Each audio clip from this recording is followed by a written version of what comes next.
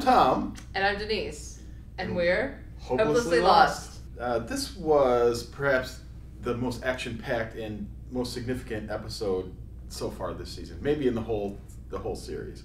That sub scene was really cool. It was bam, bam, bam for 10 minutes of furious action. Yeah. And it was the first time in a long time that everyone was together. You had Hugo, Sawyer, Kate, Jack, Sayid, Jin, Sun, and Locke, or Unlock, really. But we haven't seen the whole gang together. It's been years. I mean, literally seasons ago. But just when you get them all together, they start killing off. I mean, main characters who've been there from the start. And if you haven't seen the show yet, well, here comes some spoilers. Sayid and Jin and Sun, they're gone.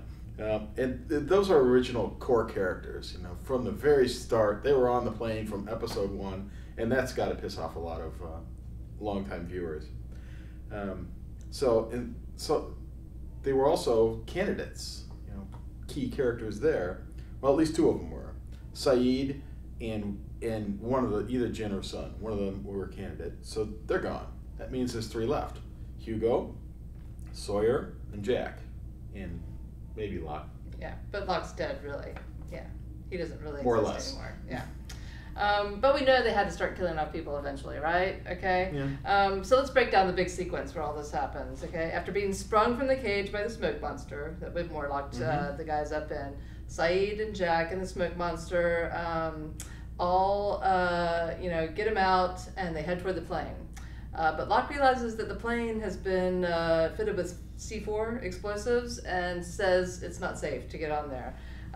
So he says they need to go for the submarine. Fitted? Who put that bomb on the plane anyway? Yeah. Was it? You're led to believe it was Whitmore's people, and he did have guards out there, so that's probably it. But it could have been Locke, because he's a sneaky son of a bitch. Well, okay.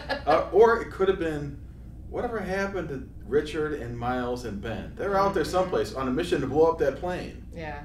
So this group is set out to steal the sub, and amazing bad stuff happens. You know, they get on the sub with virtually no trouble. There's no guards. They walk right on. Well, so they think. But then before they get there, somebody shoots Kate. Jack pushes Locke in the water as a diversion, and then grabs Kate and drags her on the sub. Sawyer gives a go-ahead. He has a choice. Does he rescue Claire, or does he shut the thing and definitely shut out Locke? He chooses to leave Claire in Sophie's choice, you might say. But Claire's crazy. Right. And then we're on the sub, and Jack's trying to treat Kate, and he realizes that he's got a bomb in his backpack. The bomb made from the C4 that Locke apparently slipped there. Yeah. Okay. So time out here. We see Locke steal a dead guy's watch, right? Mm-hmm. Yeah.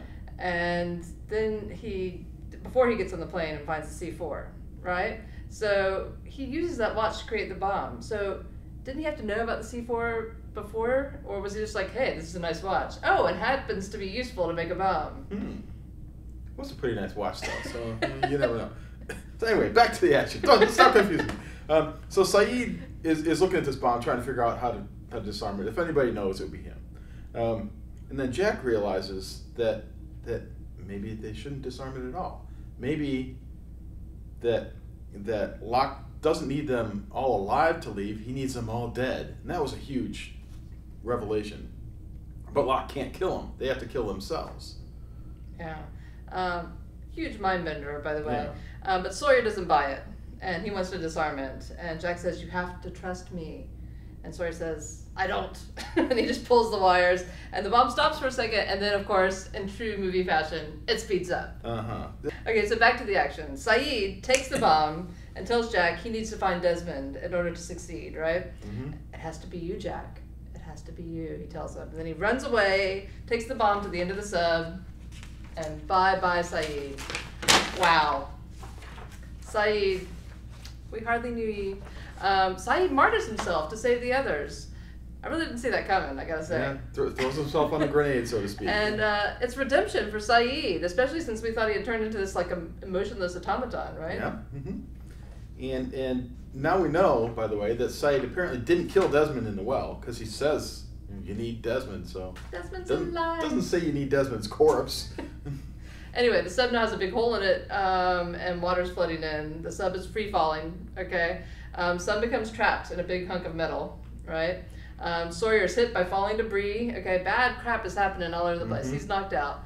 Hugo takes Kate to swim up to the surface. Jack takes Sawyer. All right, and then Jim won't leave Sun, although she begs him to go. He says, "I will never leave you again."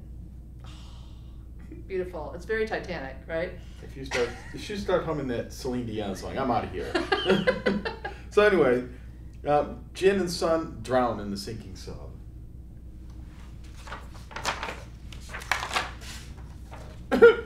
Very dramatic scene. Reunited just to be torn apart. Jin, Sun, and Sawyer are all dead because, or not Jin, Sun, and Sawyer. Jin, Sun, and Saeed are all dead because of Sawyer. It's his fault.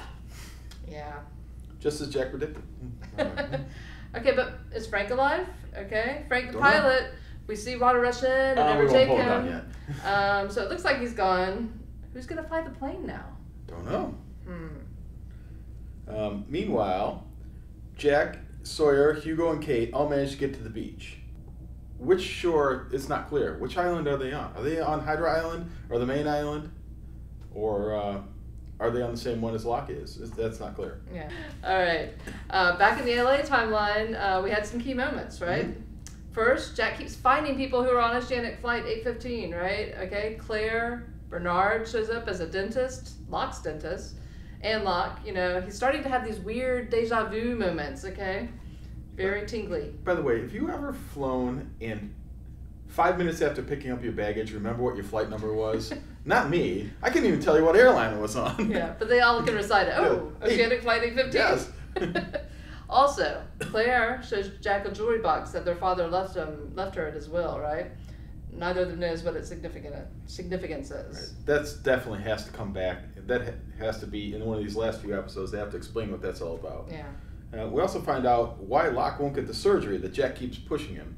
It turns out Locke had got his pilot's license and crashed on his first flight and caused his father's debilitated state, and so he's punishing himself by remaining in the wheelchair. Yeah. Jack tells Locke, "Letting go is hard. I don't know how. I was hoping you'd go first." Great line, right? Yeah, it was. Yeah, and there's a lot of symbolism in those scenes between Jack and Locke. You know, trust is a recurring theme in here, and it seems to me that someplace we've heard that line the other way. I think Locke said it to Jack at some point. Jack also tells Locke, "I think you're a candidate. I can fix you." Very interesting choice of words, huh? Okay, you can almost see a faint recognition in Locke's eyes when he says the word candidate, you know, but in a very different context. Yes. Now, there's just 4 hours left to resolve this whole thing. 4.5. It turns out I saw something today that they've added a half hour to the last episode. Oh my God. So it's going to run 9 to 11:30. Wow. But gotta start resting now. Yes. Which timeline will emerge in the end? One of them has to win. I think the LA timeline is going to end up being the one that survives, and you know things are resolving themselves there. So. Yeah. Speaking of what side will win out, I love the promo for next week's episode. Okay, really only 2 people shown in that whole promo. Jacob, the man in black. There are 2 sides to every story.